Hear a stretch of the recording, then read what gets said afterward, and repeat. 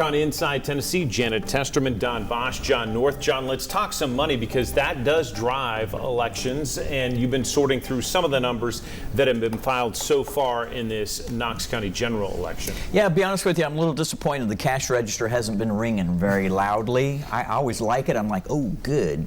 There are a few races. The Knox County Commission District 9, that's South Knoxville, Knox County. We know that's an interesting race to watch. It's extremely competitive between Andy Fox and Matthew Park. You've seen a little bit of money spent there, really more in the primary. Andy Fox dropped like $32K in that primary to defeat his opponent there. I'm guessing these are figures fair to keep in mind. All we've got right now in early July is up through the spring. In about 10 days, we will see bigger, fatter numbers drop. Right. Yeah, we'll have an update, and we'll talk about that when we can. The only other thing I was going to mention is if you're running in that state Senate race, Becky Duncan Massey is the incumbent, and she also has an opponent. And that race, Becky Duncan Massey has about $597,000 right now, and Monica Irvine, her opponent, has about $50,000. So there's a bit of a hill to climb for that state Senate race, which includes Knoxville. Janet, when you hear money in politics, what does it cost to run for a county election office? Let's take county commission, in your opinion. Well, I think, again, over the course of my political career, and I've been fortunate to be able to raise, a good amount of money in the past, but I also think right now election strategy, campaign strategies have changed, and it is so much polarization right now, and I think you have a lot less undecideds. So regardless of how much money you raise, at some point it becomes diminishing returns because there's only so much that money will do, and you want to get your message out. But I think with those undecideds at the same time, at some point, you're just trying to get out your supporters. You're trying to get out those people who support your issues. But a lot of people, once they've already made up their mind, there's only so much that money is going to do. They can look at so many signs and it won't matter. Right, exactly. I mean, sign games or money. Right, and we saw that, I think, in the Tim Hill race, where he had, spent a lot of money. And he got beat soundly in that race. So that's and I think, particularly in these local races, I think the dynamic is changing. Susan and I always used to joke, it's about the money, it's about the money. The local races, not so much anymore. I don't know if we'll see that trickle up, but, and Lord knows, to run, you hear Becky Duncan Massey has, $500,000 in her war chest for a state Senate seat. That's prohibitive to most people to be able to run.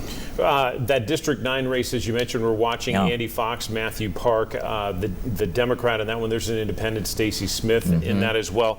Don, what other races are you watching locally that you think may offer some significance in who wins or just telling as to where we are as a county?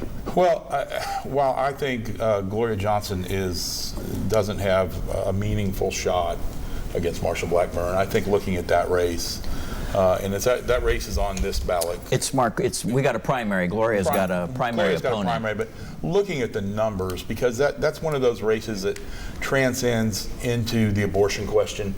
And just looking at the raw numbers that go, Gloria, I think, will win the primary, and of course Marshall will win her primary, Marshall Blackburn. But I think seeing how many Democrats and all just show up and vote, even though it's not a very exciting election, but the abortion issue is still polarizing. And although these local elections, it's funny how many people you knock on a door, and one of the first questions that the resident will ask is, well, how do you feel about the abortion issue? It's like, I'm running for school board, and... but you think those primary votes may be an indicator of what we may see in November? Right. That's the number of primary votes, the number of Democrats come out and vote, the number of Republicans that come out and vote, how energized are the parties at this stage? Janet, how about you? Any local elections you think may be a harbinger of what's to come or where we are as a county? Well, I think you've got the District 15 State House race. I think that's going to be interesting, and it seems to be boiling down to voucher versus anti-voucher.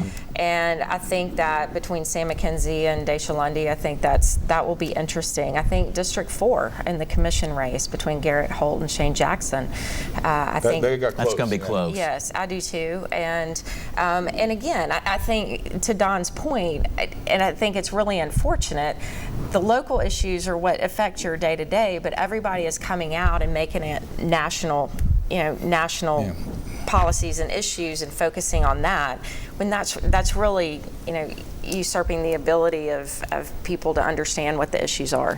Janet Testerman, Don Bosch, John North, we're going to leave it there for about a month or so on Inside Tennessee. We're going to be back with an election recap, but we hope you enjoyed the Olympics. As we say sayonara, we want to leave you with this, a way to see the candidates. Yes, scan that QR code. It will take you directly to our website. Thanks for watching. We'll see you in about a month.